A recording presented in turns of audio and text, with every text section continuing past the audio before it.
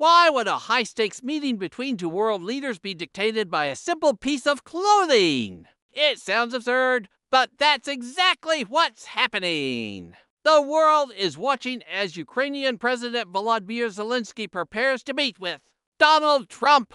And the biggest question isn't about peace talks or military aid, it's whether or not he will wear a suit. But this isn't just about a dress code. It's the shocking fallout from a previous confrontation so explosive it made headlines around the globe. The rumors are swirling, and the pressure is mounting. Critics and pundits alike have flooded social media with demands that Zelenskyy wear a suit this time around. Some are even pushing the unconfirmed story that the White House has made it a condition of the meeting itself.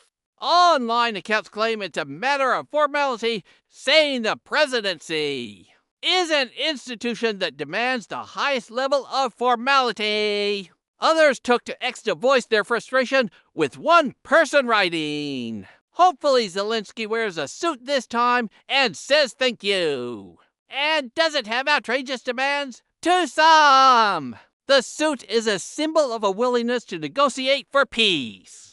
To show up in his usual attire, they say, would be a sign he doesn't truly want the war to end.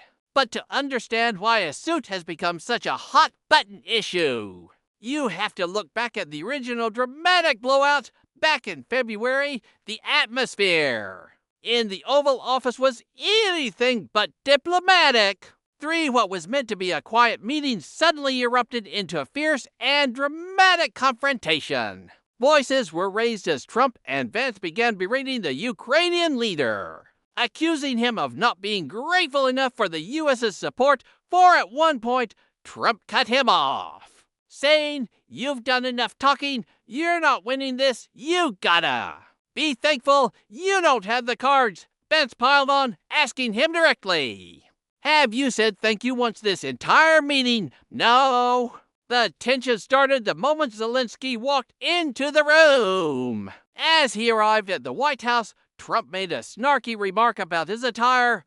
Zelenskyy, known for his combat-style black polo shirt adorned with the Ukrainian trident, was a stark contrast to the suit anti-world of the Oval Office. "You're all dressed up today," Trump reportedly said. A comment that seemed to set the stage for what was to come.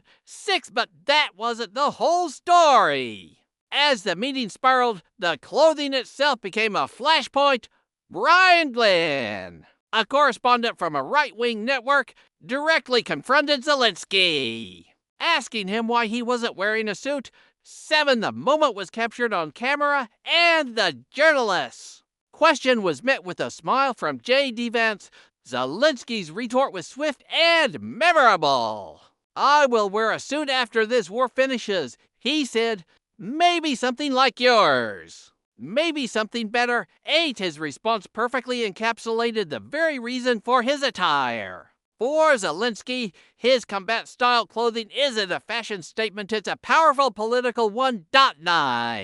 He has consistently stated that his decision to forgo a suit in favor of military-style clothes is a way of showing solidarity with the soldiers fighting on the front lines. The black and khaki polo shirts, the boots, and the cargo pants are a deliberate choice to symbolize a nation at war, a visual reminder that he is one with his people.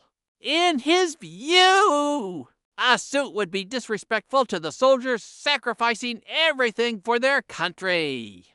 But his upcoming meeting with Trump carries even more weight. This new visit comes on the heels of the recent Alaska summit between Trump and Putin, a meeting that failed to produce any peace deal. With the war in Ukraine now a year and a half old, the stakes are higher than ever. And Zelenskyy is under immense pressure to secure guarantees from the American side. He has emphasized the importance of European partners and the U.S. coming together to ensure Ukraine's security, especially after a proposal for foreign troops was reportedly put on hold due to a lack of American backing. So, as the world waits To see what happens on Monday, the biggest question remains unanswered. Will Zelenskyy give in to the pressure and wear a suit to appease his critics and potentially smooth over the past, or will he stand his ground,